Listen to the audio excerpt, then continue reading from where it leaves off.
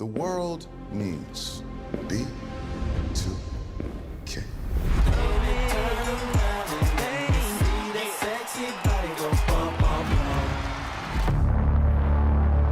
B2K's breakup was a huge shock to their fans.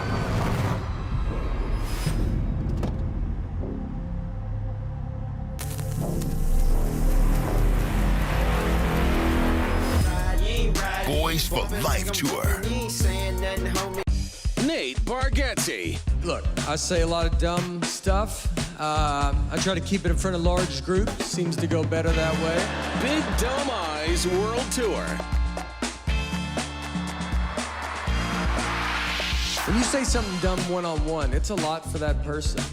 I'll say it, then I can just feel that they feel the weight of my life on their shoulders. Tickets and info at NateBargatze.com. Don't miss the Big Dumb Eyes World Tour. Nate Bargatze. Memphis. Monday Night Raw returns with non-stop action, unmatched energy, and the superstars you love. We don't get mad, we get even. We don't go home till we beat them. This is our time, we're leaving. Give me the crown undefeated. Witness the moments you'll never forget. Monday Night Raw, Memphis. Monday, February 16th. Tickets and ringside packages on sale next Friday.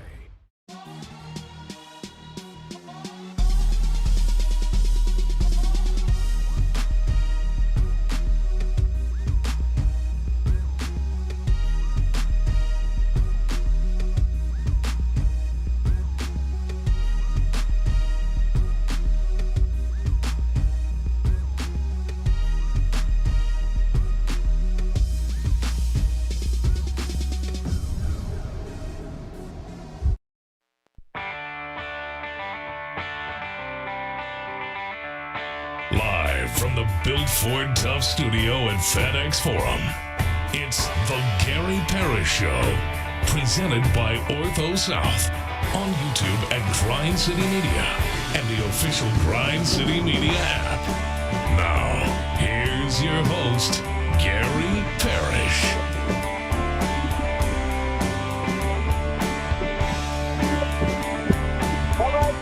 Here, my name is Gary Parrish. I'm speaking to you from Midtown Manhattan, New York City. Bennett Doyle back in Memphis, producing the program. Glad he's with me. Glad you're with me. Hope you're getting through the day best you can.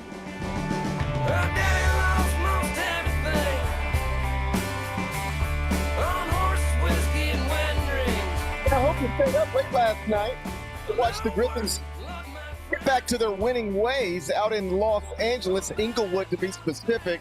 121-103 victory over the Clippers on the road. Jaren Jackson Jr., he flipped a middle finger to his haters. Cam Spencer made a bunch of shots again. Fun night. And, hey, if you're tired, just know that I'm on the East Coast. I was up an hour later than you. Whatever time you went to bed, I went to bed an hour later at the very least, based on nothing more than time zone. We'll celebrate the Grizzlies win. We'll do it momentarily. First, though, quickly, let me set today's schedule for you. When we finish this over, we're going to take a break, come back, do 5 more things you need to know. At which point we're going to discuss 5 previously undiscussed stories, among them Penny Hardaway. Discuss tomorrow's Memphis Vanderbilt game on his radio show last night. I'll tell you what he said. We'll do that.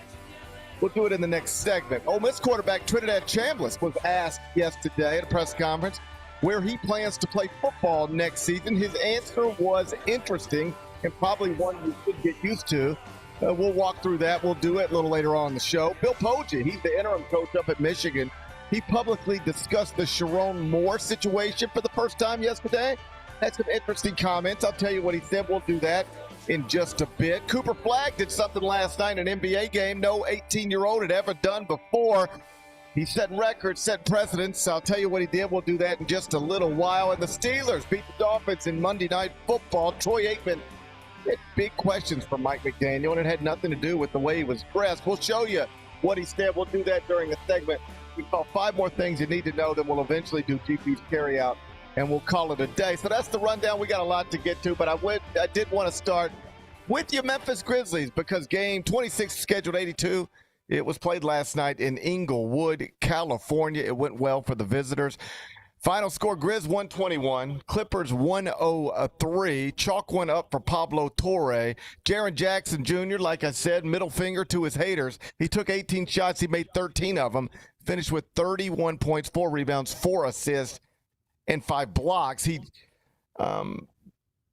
before the game, had all sorts of big questions attached to him, in part because he was borderline All-NBA last season, in part because he signed a big contract in the summer and had not been playing to those standards for the most part throughout the season. But last night, again, he looked the part, and he looked the part early and throughout the game. I think it was 21 points at the half. Again, finishes with 31, 4 and 5 blocks. Big Bet Bennett, before we become full-fledged members of the Cam Spencer fan club, let's spend a few minutes on Tripp. If we're going to ask big questions about him when he, gets into foul trouble, isn't aggressive, isn't assertive, doesn't play well, we should, spend some minutes on him when he does all of those things especially well. It seemed intentional last night. What'd you make of what you saw from him? Yeah, it was really good. It's one of those things with him, too,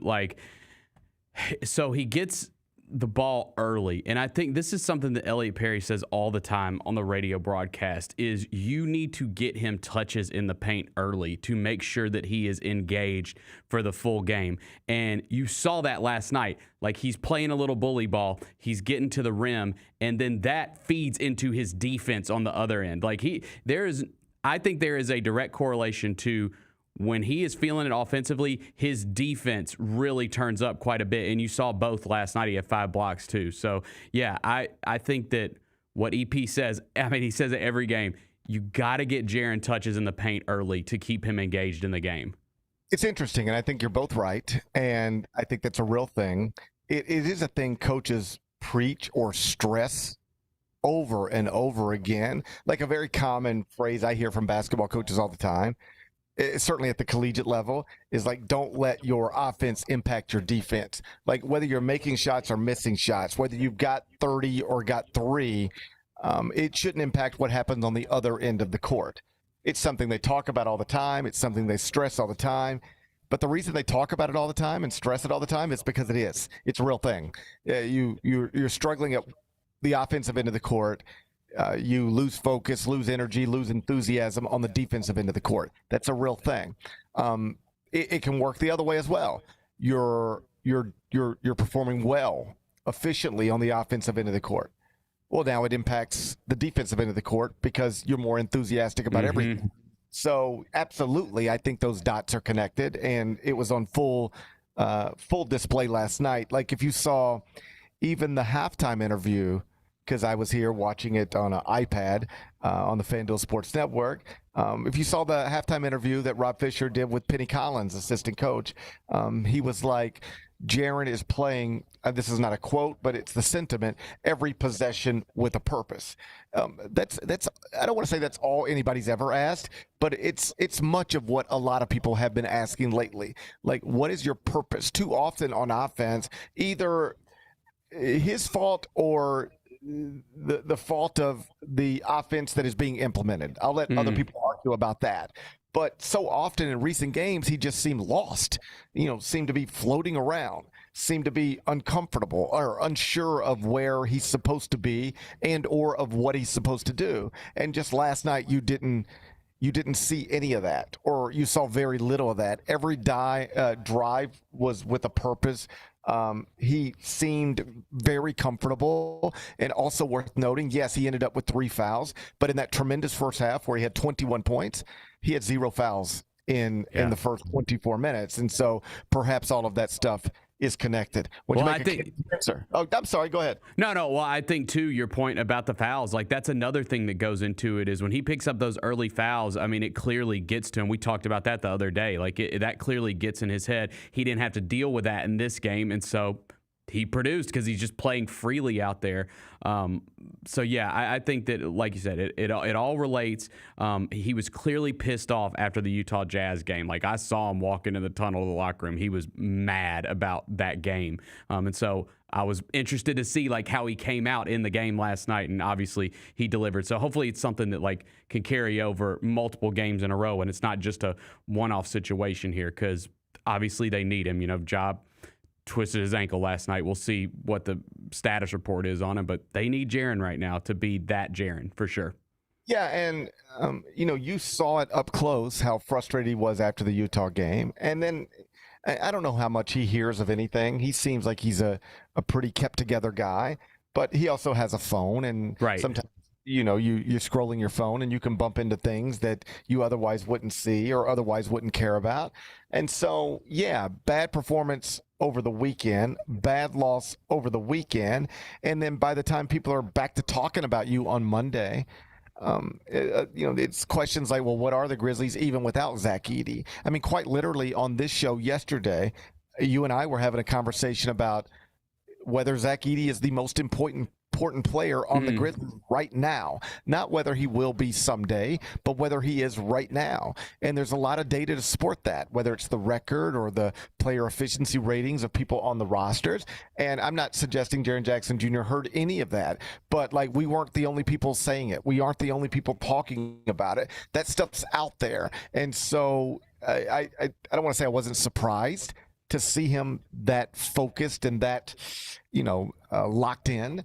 But it was nice to see. Yeah. And if it is on any level a byproduct of, a disappointing loss last time out, a disappointing season so far to date, and people starting to wonder no longer whether we can find in this market, good young pieces to put around Ja Morant and Jaren Jackson Jr. Like I mentioned yesterday, the questions have kind of flipped. I think for the past 2 or 3 years, it was like, can you find the right young pieces that fit on the timeline so that Ja and Jaren can actually take this thing to a good place? Now the questions have kind of flipped to, are Ja and Jaren good enough still to take this place where it needs to go? We're less concerned about the pieces around them. I mean, you can always improve the roster, but Zach Edey looks the part. Cedric Coward looks the part. I think you've got a top 4 that you feel very comfortable with moving forward, as long as Ja and Jaren are both healthy and awesome. Most people believe Zach Edey is going to be awesome if healthy. Basically, everybody agrees Cedric Coward is going to be awesome in time. The questions now are whether Ja Morant can be awesome again, and whether Jaren Jackson Jr. can be consistently great. And consistently doesn't happen in one night in Inglewood, but it's a start. Yep. And last night was a good start, and we'll see where it goes from here. Cam Spencer, another big storyline, another big game. He got 27 points, 9 of 13 from the field, 7 of 10 from three-point range.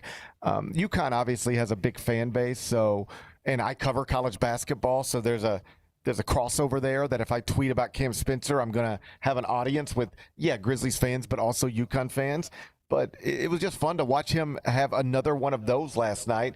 I tweet something silly like he's shooting 700% from 3, and it gets all these, likes and whatever from UConn fans. He's becoming a real story. He and his brother are a real NBA story that's getting traction. Like, my 11-year-old last week came to me to show me an iPad video about Pat Spencer that he had stumbled into. And he was like, and this is Cam's brother, right? And I'm like, right. So, like, this is the whole Spencer story thing is starting to reach, like, people outside of basketball. You don't have to have league pass to understand that that's a neat thing. And then the Cam thing, it's now, there's all sorts of data points connected to him. He is operating like one of, if not the best shooter in the world. And last night he played a big role in a win on the road over a team that doesn't have a good record but does have good players, over a team that had already lost to you twice, and I'm certain didn't want to lose to you again. And among the reasons why they did is because Cam Spencer was awesome. He's always going to be limited physically in some ways, nothing you can do about that to any meaningful degree. But as long as he can keep giving you what he's giving you on the offensive end, then you can deal with whatever shortcomings might be on the defensive end. I think he's gone from somebody some people wondered whether he even belonged on the roster as a full-time, roster guy. He's gone from that very quickly, like in a span of 26 games, he's gone from that to somebody that even if this roster were completely healthy, he would probably have to be a part of the rotation. He became a part of the rotation because the roster wasn't healthy, but he's going to stay a part of the rotation, I would assume, because he's an awesome professional basketball player, specifically in the way that he shoots it. Yeah, I mean, he has to, right? Like, he has to be in the rotation now with how he's playing. And to your point, like, I don't care if he's giving up drives to the basket if he's hitting three-pointers on the other end. Like, that's fine with me. That's just simple math right there. But he's been a revelation, dude. Like, he has been a revelation. When he got taken off that two-way contract and got given the standard NBA contract, we all knew that coming into the season, okay, he's probably going to have a more expanded role than he had the season before with this team. But I don't think anyone saw this coming. Like, he is just, like, how can you not put that guy? I heard Jess and Mike talking about it this morning. How can you not put that guy in the three-point contest at All-Star Weekend? He's one of the best three-point shooters in the league. Like that's I don't want to say it's probably coming. I have no idea, but certainly it would make sense. He's got the numbers to back it up, and also it's just kind of a cool story. Yeah. I don't want to say, like, I hear you. I didn't see this coming. You didn't see this coming. Most people didn't see this coming. I think sometimes if we're gonna, bang on people for questionable decisions, let's hold them up when something's going well. Perhaps we didn't see this coming, and most didn't see this coming, but maybe the Grizzlies did. Yeah. Maybe Zach Kleiman did, because in a time where there were arguably other more pressing needs to the roster, they flipped Cam from a two-way into an active roster, full roster guy. Like, he's got a real NBA contract the same way, Brandon Clark's got a real NBA contract. This isn't some second-round two-way exhibition 10, blah, blah, blah. This is a real NBA contract. And when he signed it, if you would have put a poll up on Twitter or wherever else and said, is this smart for the Grizzlies to do? It would not have been 100% yes. It might not have been 50% yes, because there were some real questions about, hey, you can like his approach and his mindset and his killer instincts and all of that, but at the end of the day, he's an undersized combo guard who gets targeted on the defensive end of the court. Is this really a full roster guy in the NBA in the year 2025? Like, I don't think we did a whole show on that, but we could have. It was a reasonable conversation to have. And I think on December 16th, we have an answer. Yes, he is a real rotation guy. Not just a real full roster guy, but a real rotation guy for what could be a good team in the NBA. And so maybe I didn't see it coming because I didn't. And maybe you didn't see it coming because you've admitted you didn't. Maybe most didn't see it coming because I think that's true. But perhaps the Grizzlies front office that has been questioned in some ways over some decisions in recent years, maybe this is an example of another thing they got right, just like drafting Desmond Bane or Santi Aldama or going up and getting Zach Edey or Cedric Howard, maybe moving Cam Spencer into this roster in this way and then in this rotation in this way. Perhaps that's evidence that they knew what they were doing. They saw it coming, and it's another thing that they got right. Yeah, and also another thing that's trending positively for him is the assists are way up in December. And so, he's playing that backup point guard role. You got to get your teammates involved, and he's doing that now more than he has before. So that's another positive trend with him. Yeah, and everything with him is a positive trend. Yeah. Like, you sent me and Vernon and Rosa and Dev a video picture before a recent game, and because you're there early setting up radio stuff, doing all the things that you do, and he was out shooting, and it was just notable because he's by himself. There's like nobody else on the court, and the point you made was this is the second time he's been out already. Just expand on that. He comes out. Most guys come out pregame whenever they come out, and then they disappear, and then the game starts and they're back out for that. But like, you're in there early, you see who comes and goes, who's doing what. there was a recent home game where, according to you, Cam Spencer came out, got shots up before anybody else, and then came out again, still nobody on the court. He's already in his second workout. With Lose Yourself playing in the background. I mean, come on. How good is that? That's just the perfect, that's just fitting.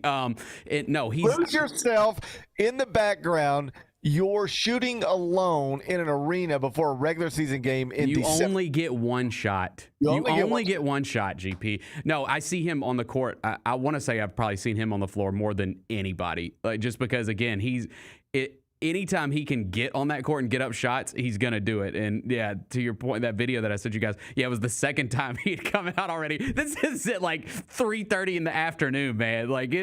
He's putting in the work. It is paying off. So it's good stuff.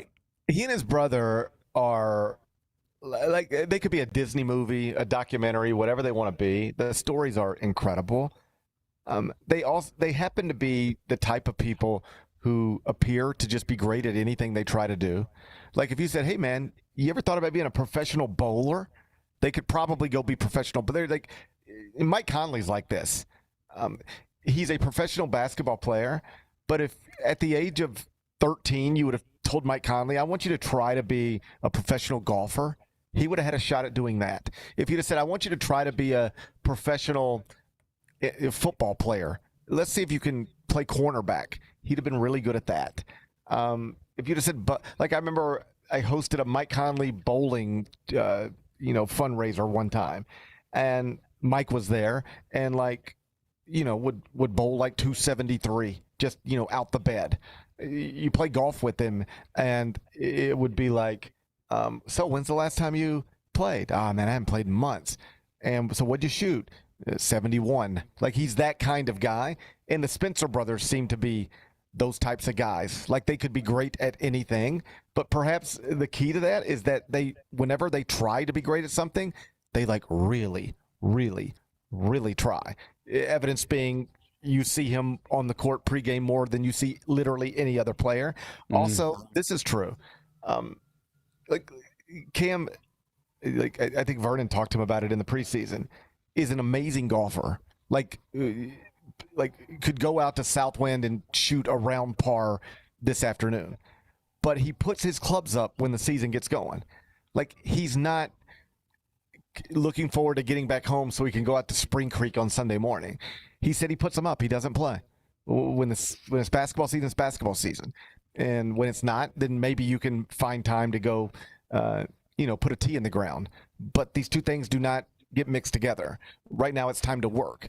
And so in a time where we just watched an SEC football coach get fired, and when you ask people why, some of them will say he cared more about playing golf, doing other things than actually recruiting, coaching football, game planning, breaking down film, all of that stuff. To be clear, I don't have any idea whether that's true, whether that's an actual explanation for why the Hugh Freeze era didn't go well at Auburn. But what I can tell you is that there's some reporting that suggests there are people who believe that's true, whether it is or not. My point is that with Cam Spencer, you don't have those types of pushes and pulls. He loves to play golf, is excellent at it. It's basketball season. This is all he does. You do get the sense that every minute he's awake, and this is probably an exaggeration, but I bet it's not too much of an exaggeration. You get the sense that every minute he's awake, he's thinking about or working on trying to become a better basketball player. And it appears to be working, because he's become not only one of the more interesting stories with the Grizzlies so far this season, he's one of the cool stories in the NBA. Yeah, man. Get him to All-Star. Get him to All-Star. We can do that. I heard them suggest do the two brothers in the competition versus the Curry brothers. I like that idea. If you can get the Curry brothers to do it, I think Steph probably has more to lose than say either one of the Spencers. But I'll let Steph make that decision. It'd be awesome. They are a story. And if you could have them at All-Star Weekend, or at least Cam at All-Star Weekend, it makes sense to me. I had not put any thought into that, but you putting it on my radar, it seems like it would be a miss if the NBA didn't take advantage of that. Cam Spencer, again, last night, 27 points, 9 of 13 from the field, 7 of 10 from 3. He's continuing to have a breakout season after being a second-round pick in the 2024 NBA draft. When we come back, we'll turn our attention to college basketball. Penny Hardaway had a radio show last night. Among other things, he discussed the Tigers' upcoming game against nationally ranked and undefeated Vanderbilt. I'll tell you what he said. We'll do that next. Gary Parrish Show, presented by Ortho South. Sonic Radio. Welcome back to Sonic RNDIO. That spells radio with me, the CIO. This just in, the new Sonic $1.99 menu lets you build a crave-worthy meal for just $1.99 an item. Whether that's a creamy shake, crispy tots, or a quarter-pound double cheeseburger. This just out. Ostriches. They're mean, not very cute, and in my opinion, way too big for a bird. Don't miss the Sonic Fun 99 menu. 5 items, always $1.99. Live free, eat Sonic. Tax not included. See menu for details. Let's face it, there's a lot of trash talk in basketball. But the great teams let their performance do the talking. Like Ford F-150 with Pro Power on board. A class-exclusive industry-first feature that turns your truck into a mobile generator and leaves the competition speechless. Ford F-150, official truck of the Grizzlies. Greatness starts here at your Mid-South Ford dealer. Class is full-size pickups under 8,500 pounds, GVWR. The Grizzlies are the one thing everyone in the family can agree on. So join us every Sunday this season for Sunday Family Fun Days. It's a steal at just $35 and includes a ticket to the game, a $10 food voucher, post-game free throws on the court, and a meet and greet with mascot Grizz. Space is limited, so grab your tickets now for this unique experience your family won't soon forget. Go to grizzlies.com/Sunday and have a fun day.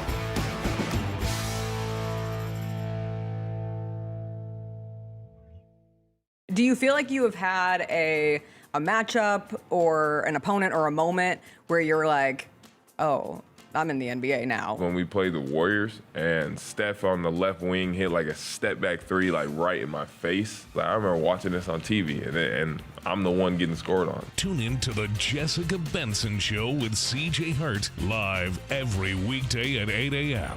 on YouTube at Grind City Media and the official Grind City Media app. Kroger shoppers and Grizz fans. One exclusive last-minute discounted ticket deals texted straight to you. Sign up with the new Kroger Buzzer Beater deal. Fans can sign up by texting Grizz to 636-479 or visit your local Kroger store in the Delta Division and scan the QR code. By signing up, you agree to receive recurring automated promotional and personalized marketing text messages from the Memphis Grizzlies. Consent is not a condition of any purchase. Message frequency varies. Message and data rates may apply.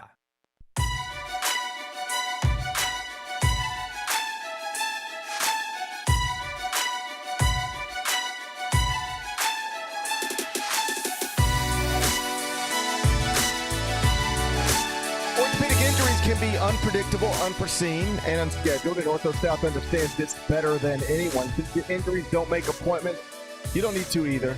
That's because Ortho South welcomes walk-ins during the weekdays and the evenings and even on Saturdays. So next time an unforeseen injury makes an unscheduled appearance in your life, visit orthosouth.org to find your nearest urgent care location. Just walk in, and Ortho South will take care of everything, especially you. Learn more at orthosouth.org. That's orthosouth at orthosouth.org.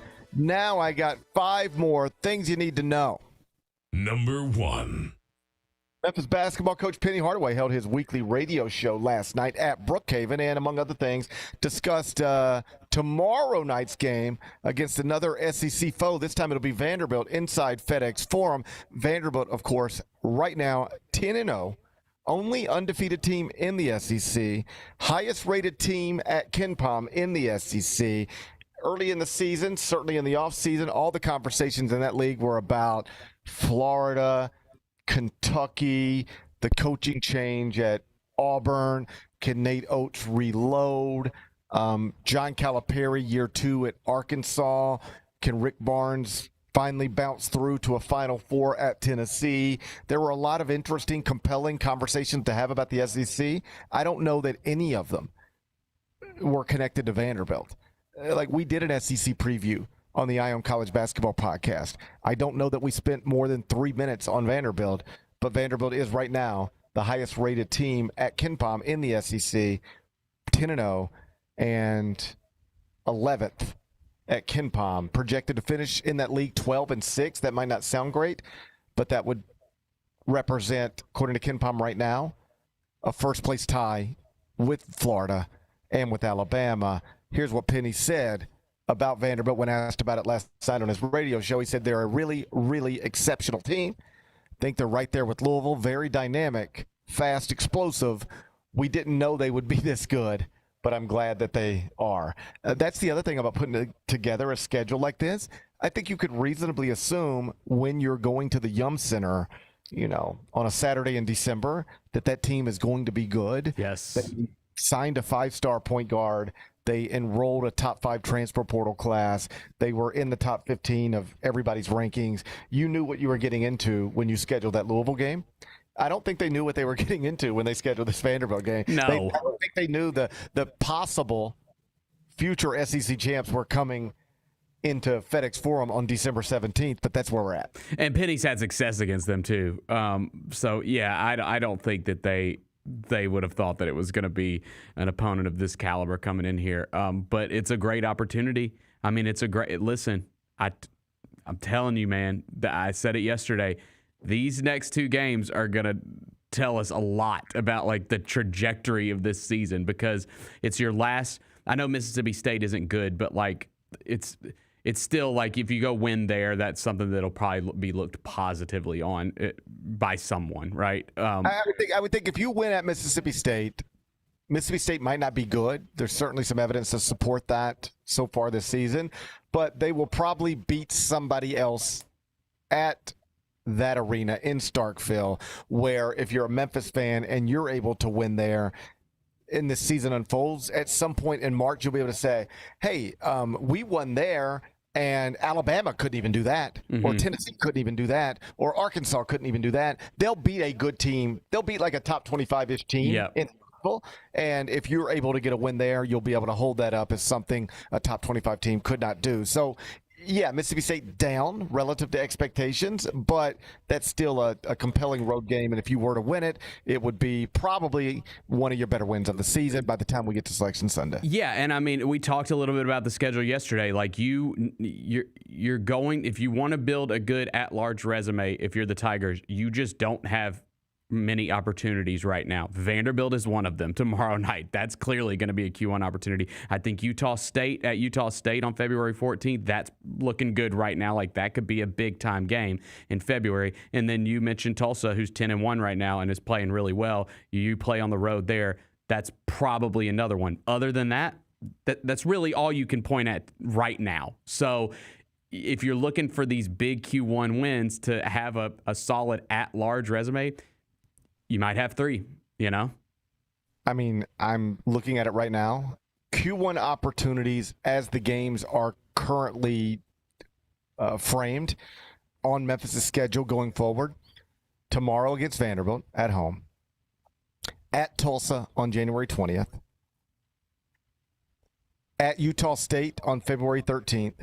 At South Florida on February 18th. And that's it. 4. There's 4 quadrant 1 opportunities on Memphis' schedule in this moment, and one of them is tomorrow night against Vanderbilt. The Tigers will be an underdog in that game, but, they play Purdue tight for 33 minutes. Yep. If you can play Purdue tight for 33 minutes on a neutral, in theory, you should be able to compete with Vanderbilt at home. We'll see if they can. Other interesting comment last night from Penny. I don't know if you saw this. He said he barely watches the NBA anymore. I did see What this. do you think of that? What do you think of that? He specifically talked about how there's a lot of three-point shooting, a lot more than when he was in the league, and that he said you don't see guys get to the. I've got the quote right here. Actually, it was. Let me see if I can find it. It was like a Legion Hoops quote that they just put out. Here it is. Yeah. Over the years, to me, it's just getting worse and worse. Not in a bad way, but for me to watch because I'm in college, I see the fundamentals in playing team ball. And just shooting all the threes now is just a little irritating to me to just watch an NBA game. No one shoots layups anymore. It's fun to watch for the fans, but for guys that were pure in the game, it's a little difficult. Yeah, that's not an uncommon opinion. Like, you hear that a lot from people. Like, I don't like just watching three-point attempt. It doesn't bother me. Like, I don't know if I'm. No, like watching Cam Spencer last night was fun. We were on the winning side, but I'm aware that this is a thing. Yeah. I understand not everybody enjoys it. I'm just saying it doesn't bother me. I am rarely watching an NBA game and irritated. I think that's the word Penny used. It gets irritating sometimes watching an NBA game because it feels like it's just one three-point attempt after another. I am rarely watching an NBA game and I'm irritated by that. I could be irritated by a whistle, be irritated by any number of things, but I'm rarely bored because of too many three-point attempts. It doesn't bother. Why does it bother me? It bothers other people clearly, or at least other people say it bothers them all the time. Why does it not bother me? I don't know. I mean, I think three-pointers are fun. I think people like three-pointers. I can appreciate in college basketball that you have a variety of styles. Like we had a game this past weekend, Arizona, Alabama, and it was just interesting on paper because Alabama wants to take every other shot from three, and Arizona takes almost none. And the point I'd made on the Eye on College Basketball podcast was like, if Tommy Lloyd coached in the NBA, and he could someday, but if he did, like you could not play the style of basketball that he's playing at Arizona. You would have somebody who works in analytics in your front office come down and explain to you in great detail, you can't keep taking twos like this. You have to take more threes. You've got a math problem. This is the way that the sport is played. This is why it's played that way. And if you don't play it this way, you're not going to be able to beat these teams when they are shooting the ball this frequently from the places that they shoot the ball. Like you wouldn't even be allowed to play this way. They would tell you why you can't, and if you push back on it, they would fire you. And yet, in college, you can play that way, barely take threes, and they're ranked number 1 in the country. They're undefeated and ranked number 1. They might be the best team in college basketball playing the way they play, but you can't play that way in the NBA. So there's more of a variety of styles in college, and I enjoy that, but I don't get bothered by the lack of styles or approaches in the NBA. Most approaches are pretty similar. And Penny is more in the majority than I am on this. I gather people don't like it and that it's something the NBA is either looking at or needs to look at, but it doesn't actually bother me. Maybe I'm a weirdo. I don't know. You might be, but I'm with you. It doesn't bother me either. I like it. So. Anyway, Penny Hardaway, he's got a tough test tomorrow against Vanderbilt, and win or lose, he's probably not going to watch much NBA the rest of the week. We'll see how it goes. Number 2. So, Trinidad Chambliss, he is the quarterback down at Ole Miss, at least for now. And he held a press conference yesterday in advance of the Ole Miss Tulane playoff game scheduled for Vaught Hemingway. And he was asked point blank, I guess you got to do this down in Oxford these days, if he plays college football next season, if he is, given a waiver to try to compete, he would need one, but there's at least a chance he could get one. Does he have any idea where he'd be playing? Can you tell us right now on December 15th, Trinidad Chambliss, whether you plan to be at Oxford next season? And he just sort of said, hey, it's a fair question. And the truth is, I'm going to look at everything, all my options, and I'll make the best decision for me once I look at all of my options. And I'll weigh a bunch of things, and I'll have a list of pros and cons, but if you're asking me if I know what I'm going to do right now, I don't know. But, there will be a time when the season is over that I'll sit down with my representation and look at everything that's available to me, what's real, what's not, what's possible, what isn't. And then I'll make the best decision for me, when that time comes. And I know that's not what they want to hear at Ole Miss. But, it was striking to me because it was so candid and seemingly honest. And probably the way we're going to have to adjust our ears to the way college players talk these days. We're not used to hearing somebody in the middle of a season openly discuss the possibility that they'll play college football or basketball somewhere else next season. That is not a thing. You don't hear about back when Memphis used to go on, Sweet 16 runs and stuff. You might be too young to remember it, but it used to happen. They would get into the NCAA. I'm not. And then they would advance in the NCAA tournament. It was a blast. It was amazing. And you could imagine, you're on the way to the Elite Eight and somebody decides to ask Chris Douglas Roberts, so do you have any idea what you're going to do next season? And he's like, fair question, not really sure. I love it here, obviously. Cal's been great. Memphis has been great. But at the end of the season, whenever this is done, and we got some big games coming up, we got to play Michigan State. And, if we win that one, then we're off to the Final Four where I think we could play maybe UCLA and then Kansas. But so I love it here. This is wonderful. But next season, I don't know. I'm just going to have to, when this is done, sit down with some people and we'll see what's available, who wants me, who doesn't.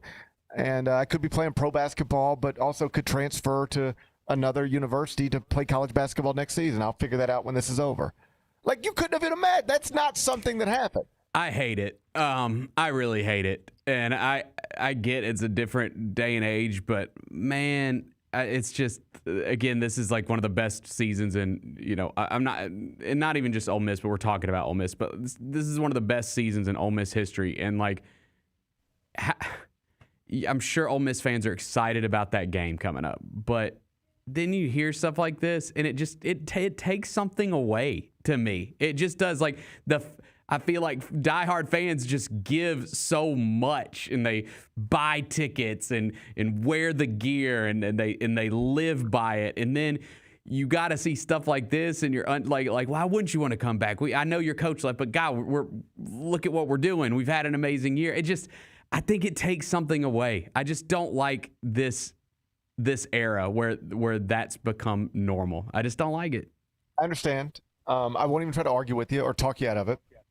I will say that this is why I say we have to adjust our ears, because this is so unusual relative to the way we thought about college players forever that it seems weird. But think about it in any other setting of professional sports, and then recognize this is de facto professional sports now. Sure. In other words, Pete Alonso, for the past couple of years, has been in a situation because of his contract where he could walk away from the Mets when it was over. He could opt out of a contract and be a free agent. And he did it after the 2024 season and then re-signed with the Mets on a deal that had player options but an opt-out after 1 year.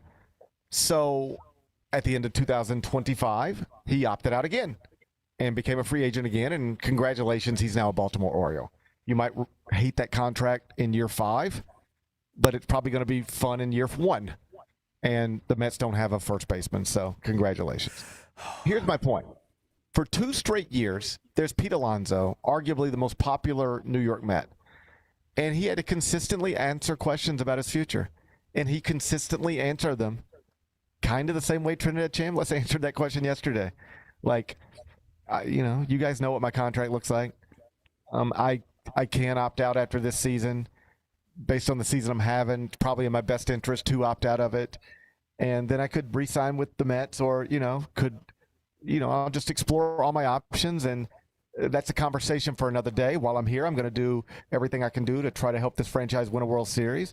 And then when this is over, I'll decide with the help of my representation whether to opt in or opt out. And if I opt out, then I'll decide whether to stay in New York or take advantage of an offer somewhere else. But those are all conversations for another day. This went on for 2 years. And it's just sort of, this is the way it is, because it's just like you're on the last year of a contract. Have you put you never get an answer. But Pete Alonso, for the past 2 years, late in the season, was in the exact situation Trinidad Chambliss is in right now. Perhaps going to play college football next season, but could do it anywhere. We'll see. So this is normalized in professional sports, but it's less normal in college sports, very new in college sports. So it sounds weird, but that was what stood out to me yesterday. It sounds weird because it's unusual, but it's going to get normal. That is the way to answer that question. He shouldn't be publicly committing to Ole Miss or anybody else right now. And for anybody who suggested, well, how different is Lane Kiffin's situation than this situation? Like, we killed the football coach because he couldn't commit to Ole Miss, but aren't killing the quarterback because he can't commit to Ole Miss. The difference is obvious, I hope. The coach left. The coach isn't there anymore. Trinidad Chambliss is going to see this through. Mm-hmm. I don't know where he's going to play football next season, whether it's in a professional league or in college, in the SEC, Big 10, Big 12, or the ACC. I'd assume it'd be one of those leagues, but I have no idea where. But he's going to see this through. He's not walking out on Ole Miss before a playoff game. He's not walking out on Ole Miss before the season is completed, and that's why I think one person deserves some criticism, and the other one just deserves probably, a head nod, and we understand, and that's probably the way you're going to do it. My bottom line, this is the way you're going to have to get used to listening to college players talk. They are essentially, in many cases, on one-year contracts, which means they are approaching free agency in many cases every single year. Number 3. So, Michigan's got a interim coach now for its football program named Biff Poggi. And Biff Poggi publicly discussed everything that's been going on there over the past week or so in a press conference held yesterday in Ann Arbor. And he said the players are hurt, feel like they've been misled, and have been shocked by these developments. He didn't really expand on that, but I think it's perfectly normal to be shocked that your football coach, like your head coach, like the guy who you looked up to in many ways and looked at in a locker room, spent part of last week in jail after allegedly taking scissors and knives and threatening to kill himself in the apartment of his mistress. Like, that's pretty shocking. But do you think they were shocked to find out? Do you think they're shocked that their coach had an extramarital affair with this woman who was always around? I would argue, I bet they were shocked he pulled out a knife in her apartment, but less shocked that this was a thing. Yeah, I would think more shocked at the crash out, because the thing is we had seen this, that obviously this all came to light very quickly, but there was rumors. Like you've seen people say that it was, some people thought that there might be something going on, right? Yeah. We know that much. So do I think that the players were in shock over that? No. Do I think they were in shock over the crash out and the knives and the scissors? Yeah, probably. That's right. I would imagine the players, the young people, would have better antennas for this type of stuff than maybe somebody else. And you're around it more than anybody else. And you're around it all the time. You see it.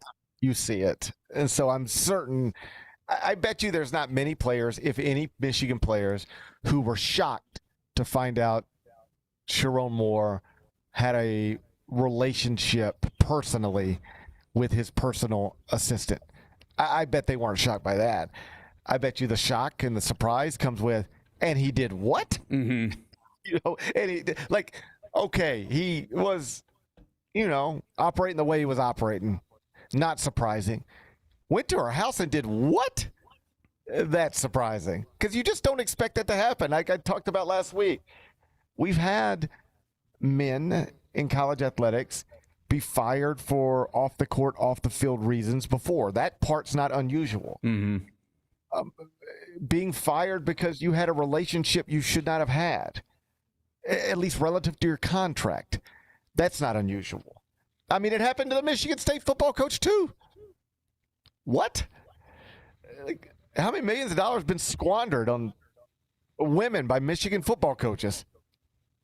Add that up. Crazy. So that's not uncommon. This is a thing that happens in college athletics. I guess happens in all walks of life, right? I mean, what was the famous thing from the Coldplay concert? It's the same thing. It's what this is. Yeah, it's a Coldplay concert, but but like in the big house. It's the Coldplay concert in Ann Arbor, Michigan. That's what this is. Those stories are not uncommon. They're not rare.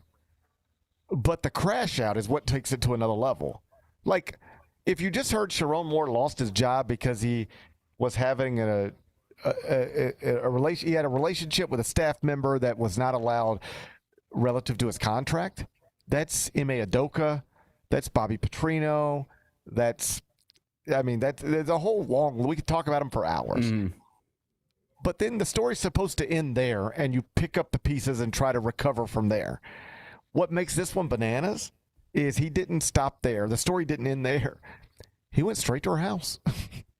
And I guess it's not funny. I'm sorry for laughing. He went straight to her house. And, who cares? I mean, it's fine. If you say it's fine, it's fine. Time has passed. We can we can get in our jokes. We can get in our jokes. Nobody got hurt. We can get in our jokes, right? But Yes. this woman, that's scary to have a man barge into your home and threaten to take his own life. Like if that's a scary thing. Like Yeah. that, has a man ever burst into your home and threatened to take his own life? No. You had to think about that? No, they have not. Tell me the story. I don't have a story. I wanted to make sure it was accurate. Yeah, no. Okay, yeah, I don't have one of those Has not either. happened. Yes. But if like somebody I had a relationship with burst into my home and was like, "I'm going to kill myself," and you're going to have to watch, I'd be like, "Please don't." Please, I would guess I'd start there. I'd start with "Please don't," right? Or at least like, I'd just start with "Please don't." I would hope that works, and then I'd if I had to audible, I'd audible. But I'd start with "Please don't," and hope that works. But that's even if she wasn't harmed, she was traumatized. That's a scary thing. Yeah, for sure. Yeah, so that's what takes us to another level. If it had just been inappropriate relationship, oh, buddy, you can't do that. Why were you thinking with your little head instead of your big head? All the things people say to people when stuff like this happens. Then that's just one of a million stories. But when you barge into the apartment and you grab some knives, even if they're just butter, it's still a weird thing to do. I think just walking into another person's home and grabbing their butter knives is weird. Period. I do too. That's like if you came to my house and I was just like, Bennett, come on in, make yourself at home, and you immediately went to my silverware drawer and like grabbed 3 butter knives, I'd be like, what do you even do? Why are you even? How'd you even know that was my silverware drawer? Well, did know that did. And secondly, why are you doing what you're doing? Did you see too that he messaged there was the OnlyFans model that was like talking bad about him and he messaged her right after he got out of prison, and it's like, dude, if you would just take like a second to think about all of these things, you'd probably be okay. Like you'd be embarrassed, but you'd land on your feet. You're a solid football coach who's got a lot of friends. Like you probably would have landed on your feet, but he's just acting, right? Like not thinking before he acts. I mean, like that's a real personality flaw. Yeah. Not to have a relationship with an OnlyFans model. I don't care. That's none of my business. To be publicly humiliated, lose a contract worth more than $10 million, go to jail, get a felony charge, and like among the first things you do when you get out is ask an OnlyFans model why she was putting your stories out in the streets. Like that's crazy. Like your problem should be so much bigger than what an OnlyFans model thinks. The whole world is watching. Bro, the cat's out of the bag. Yes. Like nothing you say to her is gonna fix anything. Yeah, like that's what you're mad about? Right. I can't believe I can't believe you do this. I can't believe you would talk about I can't believe you would fan the flames. What? You know what? I can't believe you ran into that woman's house with butter knives. Yeah. That's what people can't believe. I'm not your problem right now. You're your problem right now. That's just that is additionally crazy behavior. Yes. To get out of jail and be like, I mean, I don't know. I hope to never find myself in this situation. But like, I think the first thing I'd be trying to do is talk to my family. Yes. Tell them I need help. Yes. Tell them I'm sorry and I need help and I've got every addiction in the book. And like, I don't know. The last thing, I swear, I think the last thing on my mind would be an OnlyFans model. I think so too, but you don't know. I don't know. He's a wild fella. He's a wild dude. It appears that way. He appears to be a wild dude to come straight out of jail. Direct messaging OnlyFans models. That's wild behavior. Yeah. All right. So Biff Poggi, and I just love that the guy's name's Biff. Oh, that's such a great name, and he looks like his name would be Biff. Like if you ask me, what do you think that guy's name is? Biff. I would start with Biff. Yep. I'd be like, is it Biff? You'd be like, man, how'd you know? I'd be like, I knew. I could tell. He looks like Biff. He is Biff. He said the players were shocked by what went down. I don't think they were shocked to find out their football coach was running around with a blonde. I bet they probably picked up on that. I think they were shocked that their football coach crashed out and grabbed butter knives and then started, right after getting out of jail, messaging an OnlyFans model. That's shocking. That's probably wild. Only because A normal person doesn't do that stuff. A normal person, to bottom line it, can get caught up in some of that stuff, but a normal person doesn't pull out butter knives. No. That's what I'm trying to tell you. Number 4. Cooper Flagg made history last night. 40 points in a NBA game. It's the most points ever scored by an 18-year-old in a single game. I know I saw some conversation yesterday about if Cooper Flagg were in this draft, where would he be picked? Like, would he go ahead of Darren Peterson? Would he go ahead of A.J. DeBonsa? Would he go ahead of Cameron Boozer? And I guess those are reasonable questions to ask, things to wonder about. But, like, I don't even understand the point.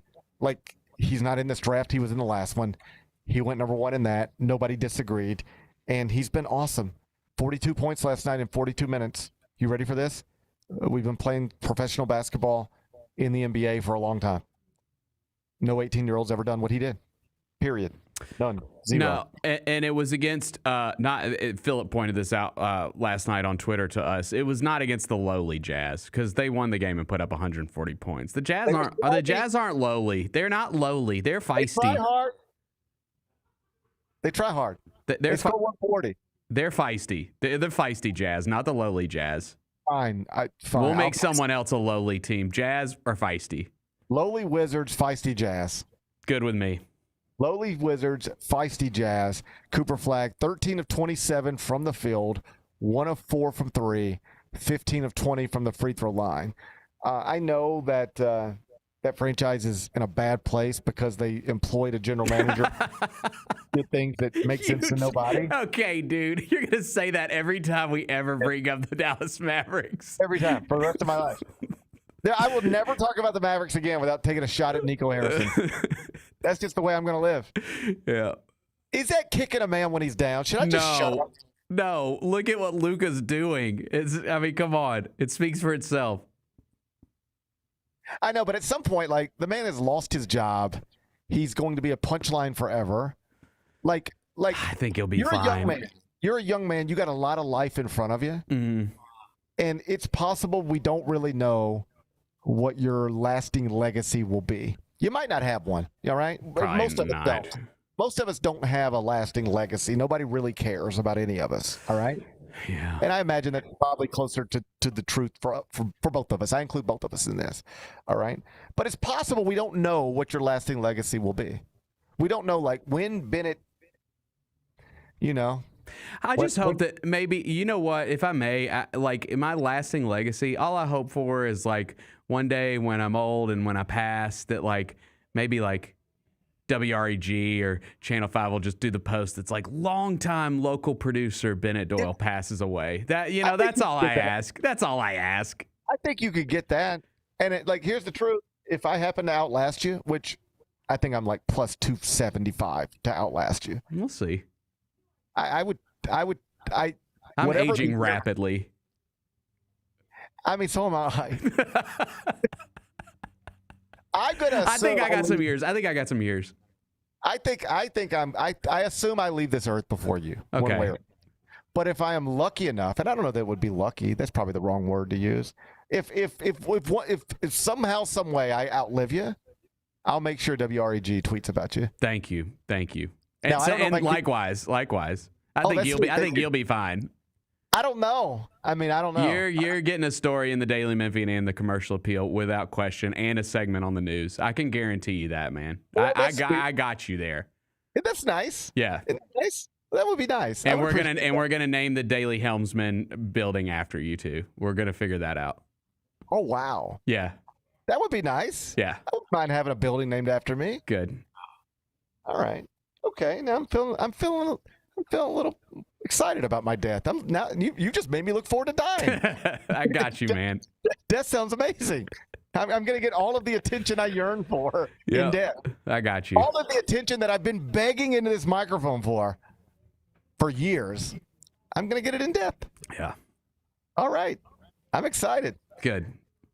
If I'm ever here past you, I'm going to make sure you get proper attention from WREG.com. Thank you. But you got to die on the right day because, man, they're really focused on terrible stuff over there. Yeah, I mean, it can't be on a Monday, like coming off a weekend. I'd get buried. I'd get buried. Do not die on a Sunday morning. No, it's got to be like on a Wednesday. I need you to die like a Wednesday afternoon. Yeah. You try to die on a late Saturday or early Sunday, forget about it. I'll tell the doctors. There's 11 worse deaths that are way worse than yours and way like crazier than yours. Yeah. Like somebody's going to shoot somebody outside of a house on a Saturday night. That goes without saying. So if you're trying to maximize the attention you will get in death, I'm going to need you to die on a weekday, preferably a weekday afternoon. Okay. We'll work on it. Yep. Sounds good. Because if you don't, it gets very complicated. Oh, my bad. Are we done? Is Cooper Flagg?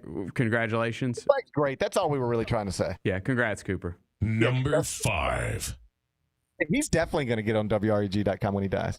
Oh yeah, he's on. His trajectory's looking really good. We don't have to worry. We don't have to spend another second worrying about Cooper Flagg and how he'll be remembered. Nah, he'll be good. The point I was trying to make is that we don't know what our legacies will be. Probably we won't have one. But Nico Harrison's going to die, and immediately everybody's going to think of what he did. It doesn't matter what he does going forward. He could cure cancer, and it'd be like Nico Harrison, who cured cancer years after trading Luka Doncic to the Lakers in a way that made no sense whatsoever. Yeah, Chris said in the chat, by the way, we could definitely get you on the One Shining Moment montage. That'd be a proper send-off. You know what? I don't think I can get in One Shining Moment, but I could maybe get Adam Zucker going into a break at halftime of a Mountain West game. Mm-hmm. I think I could maybe get that. It'd be and you might notice the bald guy that used to sit over here right next to me, he ain't here no more. He died in a Marriott last night. Overlooking his favorite city. Overlooking Luigi's murder scene. That is what I do. I lay here and I stare out at a murder scene. You do. Night. Yeah. You have an obsession with that murder scene. Yeah. Night. I saw the picture. It looks like nothing ever happened, man. People just moving on with their lives. It's wild. It's wild. I would have thought there would at least been a wreath there or something. There's nothing. It's just people moving on. I have no idea how much everybody has people talk about sitting on the front porch at my home, sitting on the back porch at my home. You call somebody and it's like, what are you up to? Man, I'm just sitting out on the back porch. Just saw a little deer run through the backyard, whatever. If you're talking to somebody in Mississippi, that might be something they'd say. Mm-hmm. And what I stare at when I sit is where Luigi killed that guy. Mm-hmm. That's what I stare at every night. I'm just and think of all the hours I sat there looking at that place. Nothing ever happened. And then, boom, the biggest thing in the world happened, and I missed it. You weren't there. I know. I wasn't here. Wow. Anyway, Nico Harrison, he's got a legacy. Yeah. We're still working on ours. Hey, Monday Night Football last night. Congrats on your win. You took the reverse jinx. It worked. It worked. You played the number, not the game. You didn't pick a team. You played a number. Steelers win. And you sent me a clip. I was flying last night, so I didn't see this live. But Troy Aikman got real disgusted with Mike McDaniel at one point. Kyra, if we have that, we can play it. Let's play Troy Aikman being very, very bothered by Mike McDaniel's decision-making in Monday Night Football. You mentioned they're just not capable of doing it, but this is just the bizarre last few series, and they don't go hurry up. Now they're going hurry up, they're calling timeouts. It's hard to understand exactly what the philosophy or what they're trying to do. Second down. So the delay of game on top of it. I thought. So Troy Aikman's very good because he's not scared to do that. No, he is not. He will call out coaches. He'll call out play callers. He'll call out quarterbacks. And know that I'm going to have to be in a room with these people at some point soon. That's not easy to do. It is much easier to be critical of somebody if you know you're not going to see them. Right. If you know you're not going to have to take a phone call from them. But Troy Aikman, he's in production meetings. He's in, he's on conference calls, Zoom calls. Everybody he talks about, he is at risk, for lack of a better phrase, of having to sit down with them face to face, at some point over the next year, in theory. And yet he still just says what's on his mind. He still calls it like he sees it. And he's developed into, obviously, Hall of Fame quarterback, all those Super Bowls, but he's a great all caps great football analyst as well. And I don't have any context for whether he's right or wrong about what he was saying. You were probably watching it, not me. But I like that he's comfortable saying that. So, and he was 100% right, because the funny thing is I was thinking the same thing before he said it later on in the game. It was 28-3 at the start of the third quarter, and the Dolphins scored. I believe there was like a little under 10 minutes left on the clock when they scored to get it 28-9, and they're just taking so much time off the clock. They're not running any hurry up offense. It's almost like it is almost like, okay, we know we're going to lose the game, but we just don't want it to be as ugly as 28-3. So we're just going to try our best to put a couple scores on the board and make it look better than it really was. Like, that's what it felt like watching that game last night. There was no sense of urgency with them at all. And dude, this was crazy. I saw this morning. I think part of my take posted it. They're on an 0-14 streak when the temperature's under 40 degrees. The Dolphins are. Tua is 0-6 when the temperature is 40 degrees or colder, and it is their 25th season without a playoff win. I think that's real. Like, if you're used to a certain temperature, like this is what you live in every day. Like if you wake up in Syracuse every day, you're kind of used to what it feels like in Syracuse every day. But if you live in Miami, you wake up in Miami every day, it's suddenly you find yourself in these temperatures. It's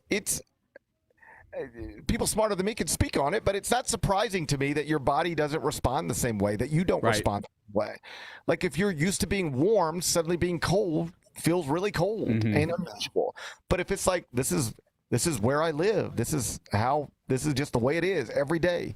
Oh, buddy, it ain't cold because I got a football game today. It was cold when I took my kids to school yesterday. It was cold when I, drove to practice yesterday. It was cold when I went to Chick-fil-A yesterday. This is the way it feels here every day. And in the meantime, you're flying in other people from South Florida who, don't live it, don't feel it every day. And it's not surprising. I bet you there's some data to back all of this stuff up, but it's not surprising to me on a very surface level that people who aren't used to being in cold weather don't perform as well in cold weather. Yeah, and that thing is just so weird because they had won 3 games, and it was why I was nervous about the pick last night. They had won 3 in a row coming in, the Dolphins did. But, again, going back to what Aikman was saying in that clip, your playoff life is on the line. Like, you have to win this game or you're done. And there was just no sense of urgency. It was weird to watch that fourth quarter last night. Well, I'm disappointed then. I'm disappointed in them. I'm disappointed in them. Be better. Be better. Show a little more urgency, or else Troy Aikman will come for you on Monday Night Football. That's right. That's right. Hey, it's only a loss if you don't learn from it. Mm-hmm. And then the Steelers, man, they're back in it. So that'll be interesting to watch how that division plays out. Hey, we're going to keep our eyes on it. Yeah, we will. All right. Be back with Carry Out. Grizzlies fans, dunks, dimes, and no-looks are great on TV, but nothing compares to catching them IRL. And that starts with buying tickets at Ticketmaster, the official ticket marketplace of the Memphis Grizzlies and the NBA. Ticketmaster gets you to the game so you can catch every highlight in person. From seeing your favorite Grizzly stars up close to hearing the squeak of the sneakers on the hardwood. Put that jersey collection to use and get tickets at Ticketmaster. There's no better brag than saying you saw it live. See you courtside, Memphis. The heaviest metal credit card of all time. Rumored to be one of only 18 in existence. Plated with the very same tungsten that forged the International Space Station. And wielded at business dinners like a samurai sword. It's a classic corporate power move. But the real power move? Having end-to-end visibility on your most critical shipments. FedEx, the new power move. Now that's the new edition way. I feel like there's another level we can take it to. What you think, Mike? 2 steps ahead of you, Slick. What's good, bro? What you doing, man? I'm in. Woman, you don't even know what I'm getting ready to ask you. Here's the vision. All 3 of us on the same stage every night. Gonna be crazy. No barriers, no separation. It'll be like 9 kings and a queen. The next level starts now. How are you able to release and have an instrumental song become a huge deal. And I forget who the disc jockey was, but he put the wrong side on. He put the Green Onions by mistake and played the B side instead of the A side. No! And that's when the change happened. These people started to call the station and they play that song again. The Chris Vernon Show, live on weekdays at noon on YouTube at Grind City Media and the official Grind City Media app. Are you ready to transform your pool into a stunning oasis? At Mainland Pool Service, they're a family-owned business committed to keeping your pool looking pristine all year round. They believe that pool care should be proactive, not reactive, which is why their skilled team handles everything from routine cleaning to complex issues with precision. They prioritize clear communication and personalized solutions to exceed your expectations. Join the Mainland Pool Service family today and experience the difference their expertise and dedication can bring to your relaxation retreat. Contact them now at mainlandpoolservice.com.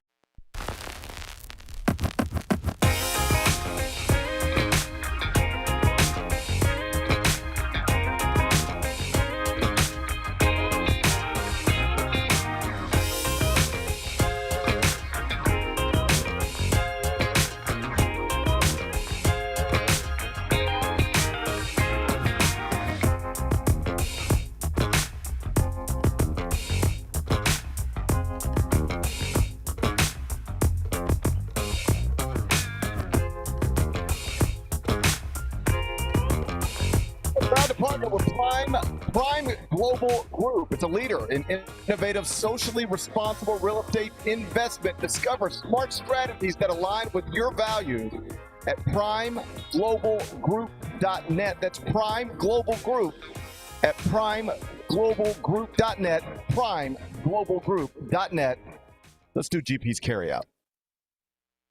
It's time for GP's Carryout. One final segment filled with stuff to take with you. It's not everything you need to know, but it's most of it. What did we miss today? So I know it's hard to keep track with everything going on in the world, but you might have heard there was a shooting at Brown over the weekend. Did you hear about that? I did, yeah. Okay, so they still haven't caught the person who did it. Oh, really? Didn't we used to catch these fellas pretty quickly? And they know who it is because I saw images that they posted of the guy. I know, but they can't find him. Wow. They never find him. I thought we used to find these guys or kill them pretty quickly. Yeah, I know. That's scary. It's a new one on me. Anyway, my colleague Matt Norlander is reporting that USC and Brown were supposed to play a game on December 21st. That's this weekend. And that game has now been canceled given the situation in Providence at Brown University. So what a mess. I mean, the news is USC was going there? I'm sorry? USC was playing there, you said? I believe, let me double check. I believe, let's learn together. I can find it. Brown at USC. No, Brown is not going to travel to California. So they just don't want to take the student athletes on the road, given the tragedy that has happened. I got you. I was like, damn, USC, that's nice of them to go play there. Yeah. It's not unheard of for a power conference program to go play at an Ivy League school or at a mid-major program, but that's not what was happening here. Gotcha. Brown was scheduled to travel to USC for a game this weekend. That game has now been canceled, so the student athletes at Brown can stay at home. They don't have another road game until January 10th at Penn. So if you were fired up about watching USC and Brown play basketball this weekend, I got bad news. It's not going to happen. What's today's biggest game? 7 o'clock Eastern, 6 o'clock Central on ESPN. Yep. Number 11 Louisville at number 20 Tennessee inside the Food City Center. They used to call it Thompson Bowling. It's in Knoxville, Tennessee. Tennessee minus 2.5. The total is 156.5. Bennett, how are you going to act? Wow. I am surprised by that. That's the first time hearing the line. I mean, I'm going Louisville. That looks like the best team ever that I watched play the other day. I don't know how I could go against them. I know that that's a tough environment on the road. I know Tennessee's good, but I don't know. Louisville looks pretty damn awesome to me. I think they're winning. The most recent thing that we saw from the Cardinals was undeniably awesome. 18 of 35 from 3 and a blowout win over your University of Memphis Tigers. That is Take Louisville plus the 2.5. Yeah. You can watch it tonight, 6 o'clock, tip-off on ESPN. What are we watching on TV? Okay, I'm all caught up on Pluribus. Bennett, you got to start watching Pluribus. Okay. I haven't yet. I'm watching a lot of Christmas movies and things of that nature this time of year. I love getting in the holiday spirit. That's fine. I'm not trying to talk you out of the holiday spirit. Okay. I'm not trying to rip you away from Santa Claus and Rudolph. But I'm all caught up on Pluribus. That's how I spent my flight. If you were wondering, GP, what'd you do on your flight yesterday? I got caught up on Pluribus. Okay. Through episode 7. The next episode comes out later this week. It's terrific. Yeah, in some similar ways that Better Call Saul was slow. The same guy who created Breaking Bad and Better Call Saul, Vince Gilligan, is the creator of Pluribus. And so I wouldn't even, if you watch Better Call Saul, I wouldn't even have to tell you that the same guy did this. You would see it. There's just, it's very slow. There's a lot of close-ups of it's just it sort of became a joke in Better Call Saul, even Breaking Bad. Like somebody be frying eggs and it'd be a close-up of eggs fried. And then it'd be like a close-up of a blender going. Yeah. And you get a lot of that in Pluribus as well, but it's terrific. Like this latest episode, it's really 2 characters the whole hour, and they're not in the same place. It's basically just 2 people isolated talking to themselves, if at all. So there's almost no dialogue, and somehow it just works. Somehow you feel like you're watching a great episode of television, even though there's almost no words and literally no conversation throughout the whole thing. I know that sounds weird. It just works. So if you're looking for a new show to dive into, and you've got patience, you can sort of sit with the art. You're not looking for a fight every 5 minutes. You can just you just have to trust. Because I know some people stopped Better Call Saul because they just couldn't get through it. It was just like, man, it's too slow, and I can't. But if you'd have just stayed with it to the end, you'd be like, when it's all over, you'd forget about how you got there, and you'd just go, I really enjoyed that. That was a great television show. You might not love every minute of it because it feels like it drags, but at the end, you'd be like, I love this. This was great. I'm telling, this will be the same thing. Okay. You might enjoy every minute of the ride, but when it's over, I bet you're going to go, that was a great television show, and this guy's now developed, at the very least 3 of the greatest television shows of all time. So Pluribus, it's on Apple TV+. If you've got a subscription, you got access to it. 7 episodes in season 1 so far. 2 thumbs up from me. What's the best thing we've read? So, obviously, there's a lot of things being said about tragic murder, on the shore of Rob Reiner and his wife in Hollywood, in Brentwood, on Sunday. And I know the one thing that got written yesterday was a tweet from or a post. The one thing that got the most attention yesterday was a post from the President of the United States about Rob Reiner that was obviously just, I don't even know how you come up with something like that in your head. Like, that's a real crazy thing to come up with in your head. And then to actually share it with other people, the world. Like I told Bennett yesterday, like if Bennett's dad, politics aside, if Bennett's dad tweeted that about Rob Reiner yesterday, Bennett would pick up the phone and be like, Dad, what's wrong? What is going on? Delete that. That's crazy. You sound like a maniac. Not to mention, like, a heartless, just disturbed human. Like, if that was Bennett's father, you would not want your father. You'd be embarrassed that your dad did that. Yes. It's just a normal person doesn't think that way. That's kind of, I don't, we can get back to politics another time. I understand why the election went the way it went. I understand arguments about policies and how reasonable people can disagree on big topics in this country that we argue about heading into every election. I get that. I don't understand how anybody could be okay with it. I don't. Like, if you got that flag out in front of your house, I never understood it, but like, that guy? How is that your guy? I understand having different views on the world, but like, how is that your guy? It's like, there'll be a lot of books and all sorts of stuff written about this someday, and it will not look back favorably on this guy. Politics aside, he's just an awful human being. Just a terrible, there's nothing in there that most normal people have. A man and a woman were brutally murdered by their son. And it's the final moment in a life where, by all accounts, they did everything they could as parents to try to help this young man. They loved their son.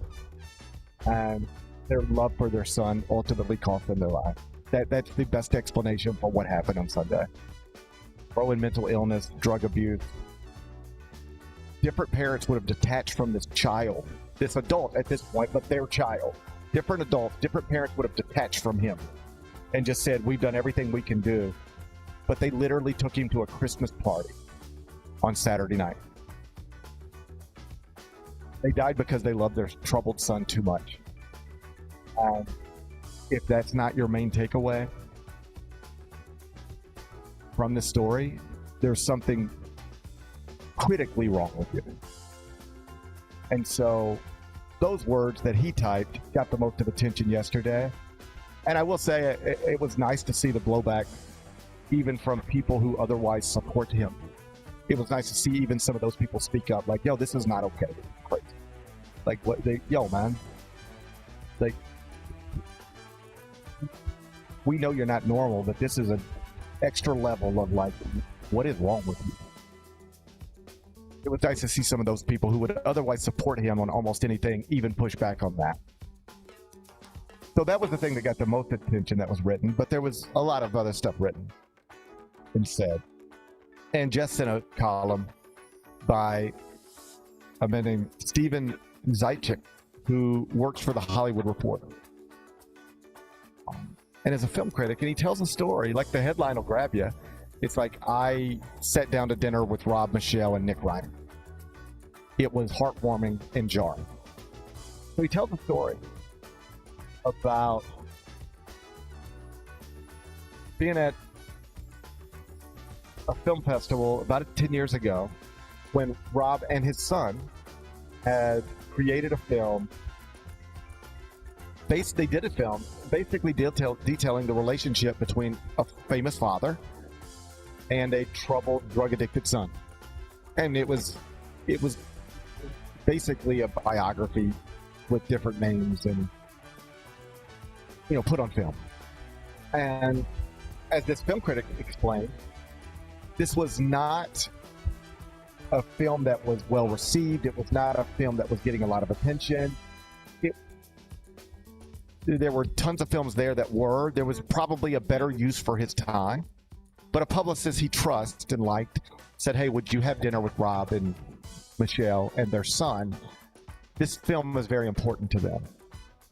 And they just want to share it with people. And they would love to sit down with you. It almost felt like the writer, the film critic, was doing the publicist a favor, like, fine, I don't really have time for this. This is the best use of my time. But fine, I'll go have dinner with Rob Reiner and his troubled kid.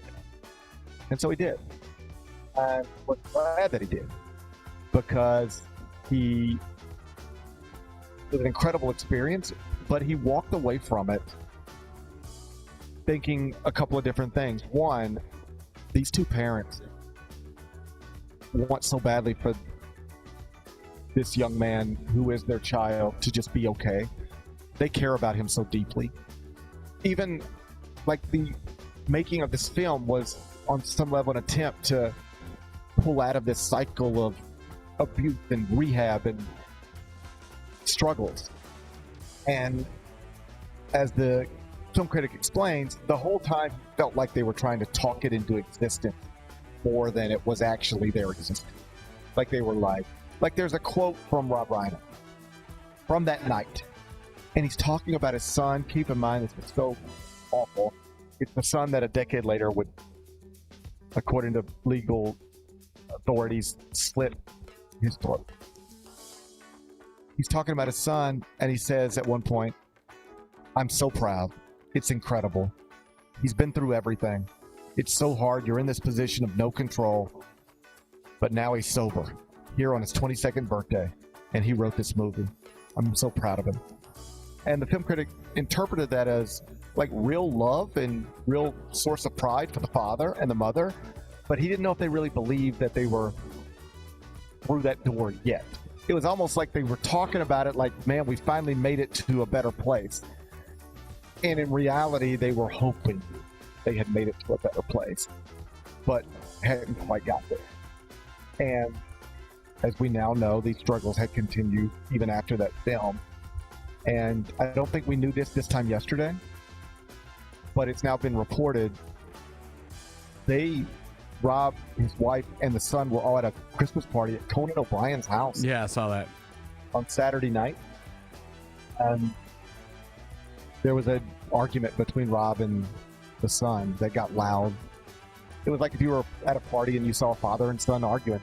People saw it. It was noticeable. And the next day Wow. What happened. And so that suggests on some level that this started with a disagreement perhaps at Conan's house and then escalated after they got home or the next day. I'm sure we'll get a timeline at some point. But do you know what I took from that? And maybe I'm connecting some dots here that I shouldn't, but this is what that meant to me. This young man's 32 years old, had been like in and out of rehab 15, 20 times, had lived on the streets. I mean, there's drug problems and then there's this. This was a extra level of struggle forever. And yet, as recently as this past Saturday night, mom and dad took their adult 32-year-old son to a Christmas party at a famous person's house. And by all accounts, he seemed out of place and looked out of place. Everybody else was in shirts, sport coats, suits, dressed like they were at a nice party. And Nick Reiner was reportedly like in a hoodie, dressed like me right now. Stood out like nobody else is dressed like that here other than him. So I don't think this is crazy to assume. This 32-year-old had continued to be a problem, had continued to struggle, and they had to know, mom and dad, it would be so much easier tonight to go to Conan's house, just the two of us, and have a good time, not worrying about how Nick's going to act, what's he going to do, is he going to outburst, are people going to think he's weird? It'd just be easier if we went by ourselves. And yet they took their son, the 32-year-old son. That suggests to me they were trying to love him and be with him and help him until the very end. Until the very end. And I know Rob Reiner's legacy is going to be of an amazing filmmaker who created some of the greatest films we've ever seen and will continue to watch for decades. But to me, that's just as much of a legacy. I mean, it's an awful one. But there are parents who would turn their back on their children who have caused this much turmoil and chaos in their lives. We've tried to help you. We've tried over and over again. There's nothing else we can do. You're going to have to figure this out on your own. But we're not going to be here holding your hand anymore. That's a pretty common thing in America. And I think on some level, the type of thing that smarter people than I might advise you to do someday. Put your foot down and say enough's enough. You've got to help yourself. But we're not going to keep putting ourselves through this. And yet, by all accounts, Rob and Michelle were, till the very end, just trying to make this person a part of their family, help them, and get him to a better place. And then what happened on Sunday happened. I thought the column Steven Zaitchik wrote at HollywoodReporter.com was terrific in sort of painting this picture of a family that had been for a long time struggling with this situation and was really hopeful that it could be resolved in a positive way one day, and instead it ends tragically. There's nothing fun about reading it, but if you want to get an insight to what kind of person Rob Reiner really was, watch the videos from Kevin Bacon or Jerry O'Connell or read this column from Steven Zajcik, maybe push the other stuff to the side, because I know in times like these, when there are significant moments in our country, we do expect presidents to weigh in and often offer something that makes sense, and for reasons that we'll study someday. We didn't get that from the president yesterday, but we did get it from a lot of people. And if you want to read one example of it, you can find it at HollywoodReporter.com. What's on tap for tomorrow? Tomorrow will be Wednesday. Tigers game, Grizzlies. Chris Vernon will join me. So that's always fun. Looking forward to it already. Enjoy the rest of your day. I'll try to enjoy mine. We're going to be back here tomorrow at 10. Till then, be careful, be kind, be good.